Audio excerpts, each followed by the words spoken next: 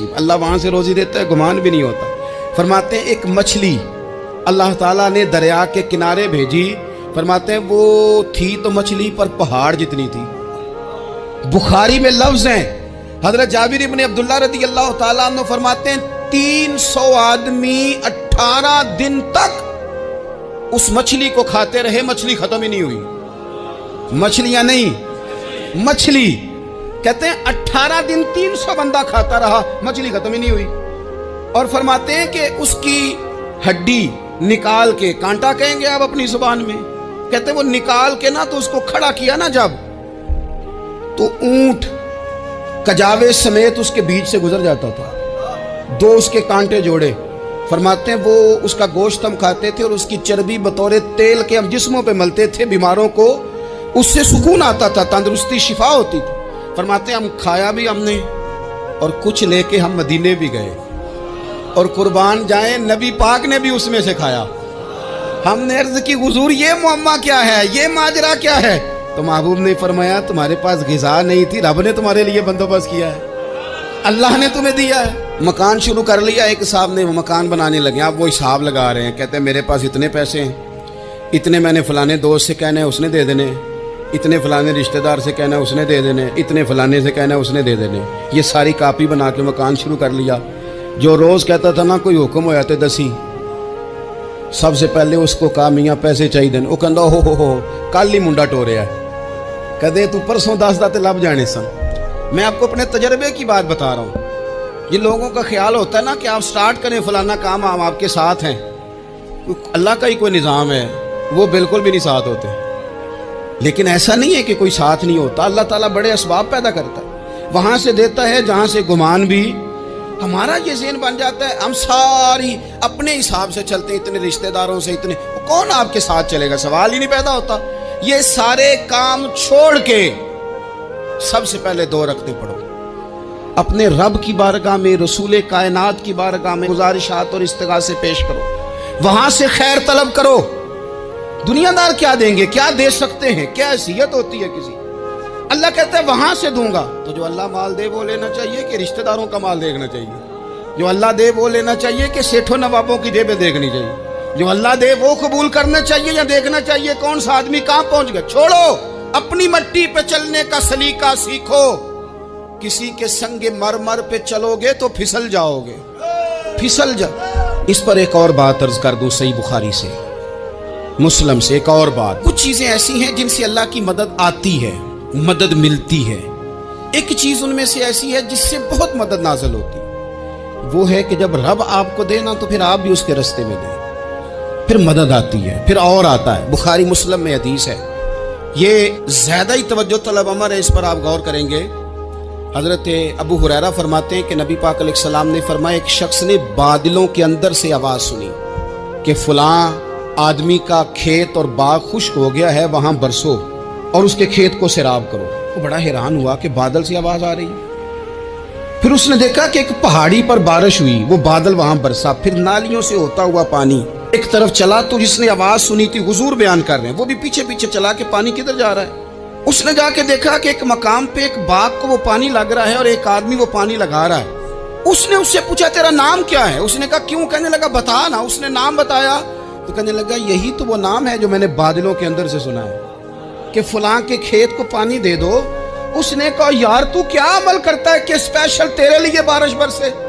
یہ بخاری پڑھ رہا ہوں، سیاستہ سے حدیث عرض کر رہا ہوں۔ اس سے پوچھا تو کیا کام کرتا ہے کہ جناب اللہ تبارک و تعالیٰ کا حکم کرم آیا کہ خاص تیرے لیے پانی برسے اور تیرے کھیت کو سیراب کرے؟ تو اس نے کہا چھوٹا ذمہ دار ہوں، پر جب فصل اگتی ہے تو 3 حصے کرتا ہوں، ایک حصہ اپنے بال بچوں پہ، بہن بھائیوں پہ خرچ کرتا ہوں، ایک حصہ پورا، اور ایک حصہ دوبارہ کاشتکاری پہ لگاتا ہوں، اور تیسرا حصہ خالص میں نے مسکینوں، یتیموں اور غریبوں کے لیے رکھا ہوا ہے۔ وہ جو تیسرا حصہ، اللہ کرے آپ سمجھیں، وہ رب کے بندوں پہ تیسرا حصہ خرچ کرتا ہے نا، تو کریم مالک نے فرمایا جہاں سے غریب کا حصہ جاتا ہے وہ کھیت خشک نہیں رہنا چاہیے، وہ جہاں سے مسکین روٹی کھاتے ہیں وہ خشک نہ رہے، جہاں سے یتیموں کو کچھ آتا ہے کہیں اس کی فصل رہ نہ جائے، میں اور آپ بھی اگر اپنے مال میں مسکینوں یتیموں غریبوں کے حصے رکھ لیں گے تو فصلیں خشک نہیں رہیں گی، ان کے اندر تازگی آئے گی، نور آئے گا، کرم آئے گا، خاص کر خدا کی رحمت برسے گی۔ مدد اللہ سے چاہیں، اپنی توجہات کا مرکز رب رسول کی ذات کو بنائیں، پھر آپ محسوس کریں گے کہ بڑی جلدی اللہ تعالیٰ کی مدد آنے لگی ہے۔ کبھی آپ صرف کہہ دیں نا میرا رب میرے ساتھ ہے، اس لفظ میں اتنی طاقت ہے کہ دشمن ویسے زہر ہو جاتا ہے۔ زندگی میں کسی سے بھی لڑائی ہو، اچھی طرح سوچ لیں کہ اللہ اس طرف ہے یا اس طرف ہے۔ اگر آپ زیادتی پہ ہیں تو پھر رب مظلوم کی جانب ہے۔ اگر اللہ کی مدد آپ کے ساتھ ہے تو دنیا کی کوئی طاقت آپ کو گرا نہیں سکتی۔ اور اگر آپ مظلوم کے مقابلے میں ظالم بن کے آپ کھڑے ہو گئے ہیں اور آپ نے رویہ وہ اختیار کیا ہے کہ جس میں مدد نہیں آئے گی، تو پھر یاد رکھ لیں کہ آپ کوئی بھی ہیں، کہاں بھی ہیں، آپ کمزور ہیں۔ طاقتور تھے ابتدائے اسلام میں، ظاہری طاقت تھی کفار مکہ کے پاس، وہ ڈنڈوں سے مارتے تھے غریبوں کو، ان کے ہاتھوں میں ڈنڈے تھے، پر خدائی طاقت ان مظلوموں کے ساتھ تھی۔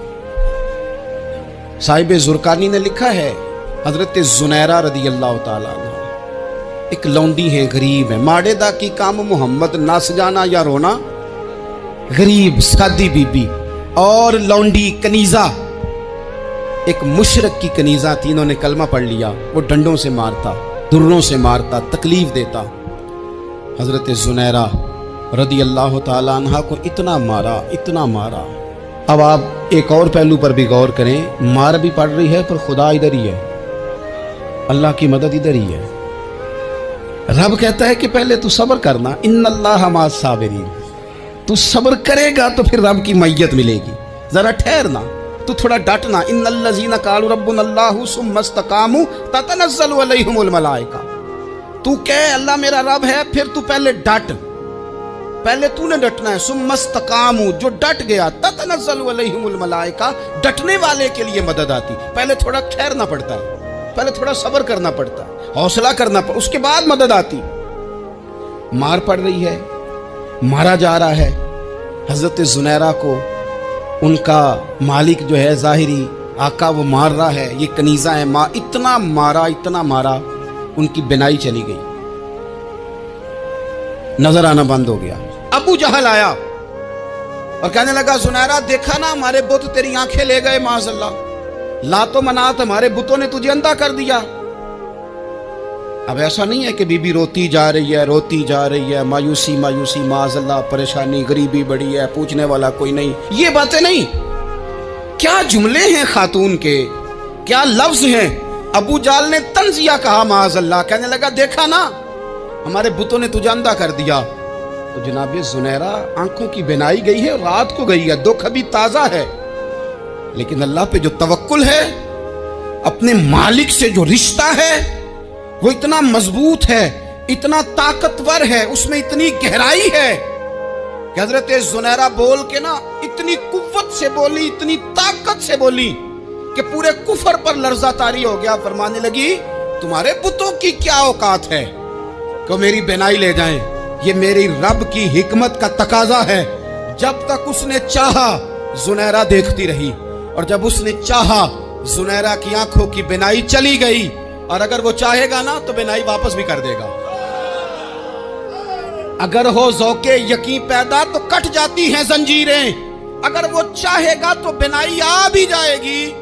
حضرت زنیرہ نے رات کو یہ لفظ کہے، ابو جہل اور سارے کفار ڈر کے سن کے چلے گئے، آپ اطمینان سے آ کے بستر پہ سوئی۔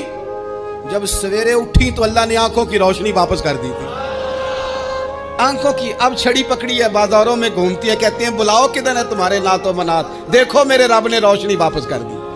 آ کر میرے ساتھ ادھر آ، ستمگر ہنر آزمائے، تو تیر آزما ہم جگر آزمائے۔ بیمار لوگوں یاد رکھو، کہہ دیا ڈاکٹر نے کہ تو بڑا بیمار ہے، تو بڑا کمزور ہے، یہ ہو گیا وہ ہو گیا، تو ڈاکٹر اپنے علم کے مطابق بات کر رہا ہے، ہوگا تو وہ جو میرا رب چاہے گا۔ کمزور ہو جانا، پریشان ہو جانا، تکلیف میں آ جانا، پتہ نہیں بات ہو گئی ہے تو جانے کیا ہو جائے گا۔ اپنی زندگی کے اندر اپنے رب سے رشتہ مضبوط کریں، रसूल कायनात से रिश्ता मजबूत करें, अल्लाह वालों से रिश्ता मजबूत करें। हजरत जुनैरा ने पैगाम दिया कि जिंदगी में जो जीना चाहते हैं तो वो रब का नाम लेके जी सकते हैं। तो दोस्तों आज के लिए इतना ही। अगर आपको वीडियो पसंद आया हो तभी इस वीडियो को एक लाइक करना और कमेंट में ज़रूर बताना वीडियो कैसी लगी। तो दोस्तों आज के लिए बस इतना ही। अगर आपको वीडियो पसंद आया हो तो वीडियो को एक लाइक और चैनल को सब्सक्राइब करना मत भूलना और कमेंट में ज़रूर बताना आपको